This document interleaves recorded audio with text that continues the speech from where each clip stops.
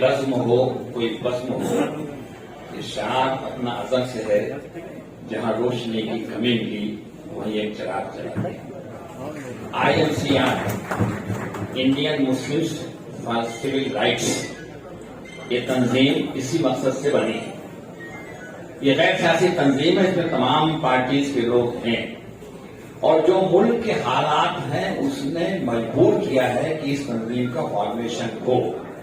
और दिल्ली में कन्वेंशन हुआ और उस कन्वेंशन में यह तय किया गया कि तंजीम का फॉर्मेशन उस प्लेटफॉर्म से काम किया जाए।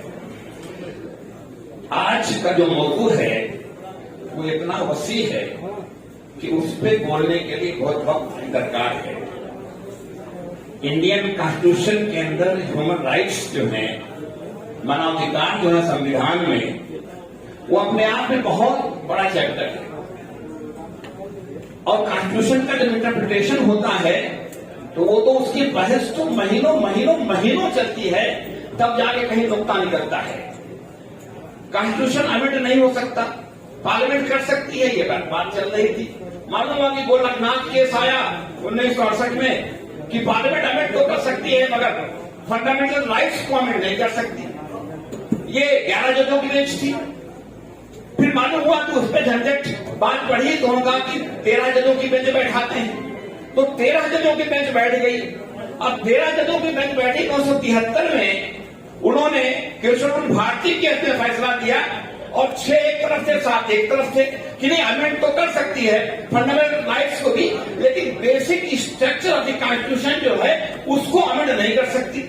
अब वो जो फैसला है वो जजमेंट है, 13 जजों को वो आज तक बरकरार है, मगर उसके इंटरप्रिटेशन करने के लिए, यानी वो क्या कहता है, उसका क्या माने और मतलब है, उसको समझने के लिए 1975 में इंदिरा जी का राजनारायण प्रणाम इंदिरा जी केस एक मौजूद है। उसके बाद मिर्जा मिल्स केस है 1980 के अंदर। उसके बाद इंदिरा सहानी केस है। उसके बाद ऐसा कोवई केस है। ये जो कॉन्स्टिट्यूशन बेंच बैठी है ये बताने के लिए कि उस 13 जजों की बेंच का मतलब क्या था। तो ये बड़ी लंबी बहस है, इस पे तो आप जाएंगे तो महीनों बहस मुकम्मल नहीं होने की।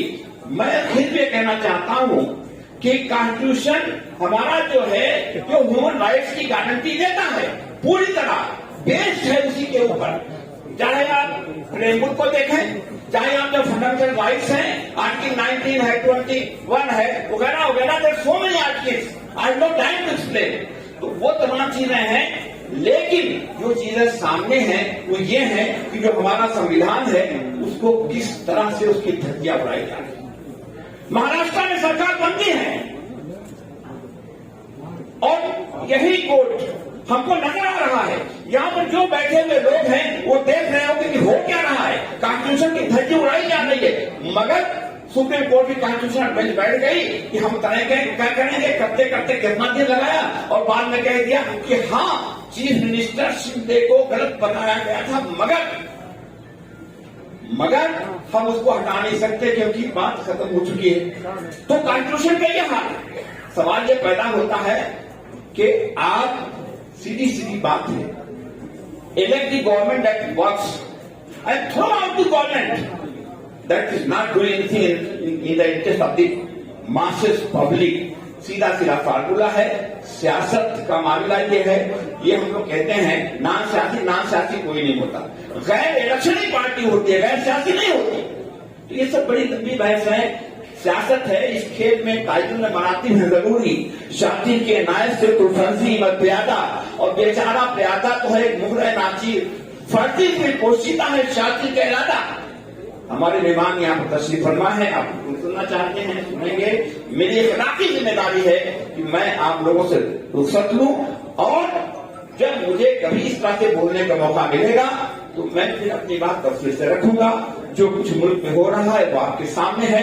फिरका परस्ती की आग में मुल्क झोंक दिया गया है, धकेला जा रहा है, और the country is heading towards civil war. अगर ये तमाशा यही होता रहा तो सिविल वार कैसे किसे हैं? आप रास्ते में लिंचिंग कर रहे हैं, अभी तक कोई जिनकी लिंचिंग हो रही है, जिस कास्ट की लिंचिंग हो रही है, वहां से जवाब नहीं मिल रहा है।